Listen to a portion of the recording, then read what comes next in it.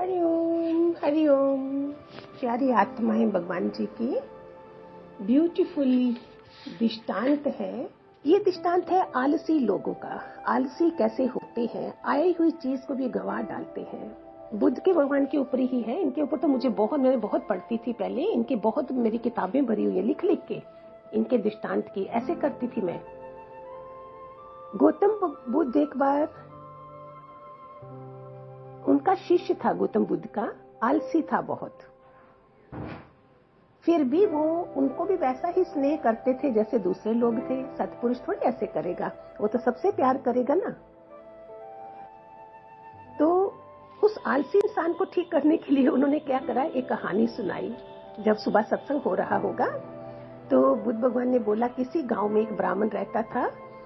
वो काम को टालता रहता था। जैसे हम लोग भी कितने होंगे, कल करेंगे। गुरु बता भी रहा है कल का नाम है काल, बी इन प्रेजेंट। हम फिर भी कानों तक जाने नहीं देते हैं। ऐसा होगा तो उसको सिखाना होगा। उन्होंने वो ये मानकर चलता था कि भाग्य जो होगा भाग्य में ही तो, भाग्य से ही तो होता है। अपने हाथ पैर नहीं हिलाता था। एक बार एक साधु आया, उस ब्राह्मण ने उसको खूब सत्कार किया। ब्राह्मण और उसकी पत्नी ने उनका खूब सारा सत्कार किया, उन्हें खाना वाना खिलाया, सब करा। जाते जाते उस साधु ने बोला, ले जो पत्थर लो, ये पारस मणि है। इसको तुम जिसको भी छुओगे वो सोना बन जाएगा, और एक हफ्ते के बाद मैं आऊंगा, मैं ले लूंगा। उसके जाने के बाद कहीं थोड़ा सा लोहा पड़ा होगा, उसने उस पे लगाया, वो बन गया सोना। जाकर अपने घर के लिए कुछ चीजें खरीद ली। फिर दोबारा सोचा, बीवी ने बोला, अभी जाओ शहर में जाओ, थोड़ा लोहा और खरीदो सो दैट हम इसको पैसा बना सके। वो गया तो थोड़ा महंगा लगा और वापिस आ गया।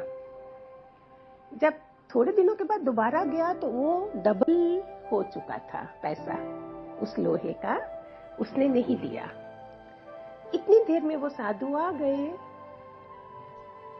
उन्होंने वो अपना पत्थर मांगा तो ये गरीब ब्राह्मण बोलता है, थोड़े दिन और मोहलत दे दीजिए, मैंने ऐसे ऐसे करा, नहीं मिला। उसने बोला, नहीं, तुम जैसे लोगों को, इंसानों को कुछ नहीं हो सकता, कोई तुम्हारी मदद नहीं कर सकता है।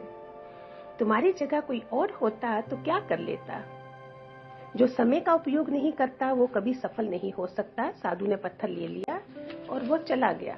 ब्राह्मण पछताने लगा, अब क्या होगा। उसे अपने आलसी अवगुण और भाग्य पर बहुत ज्यादा पश्चाताप होने लगा। और थोड़ी सी आलस करने से उसको जिंदगी की जरूरत से ज्यादा आलस था, उसको कितनी कीमत चुकानी पड़ती है। इसलिए आलस इंसान का दुश्मन है। और अगर साधक है, वो गुरु का शिष्य है, उसकी जिंदगी में तो आलस होता ही नहीं है। ये उसका हाल था। आई हुई संपत्ति पारस मणि आई, इसीलिए बहुत बुद्धिशाली वो है, हमारी बुद्धि खोलने वाले। हरिओम हरिओम।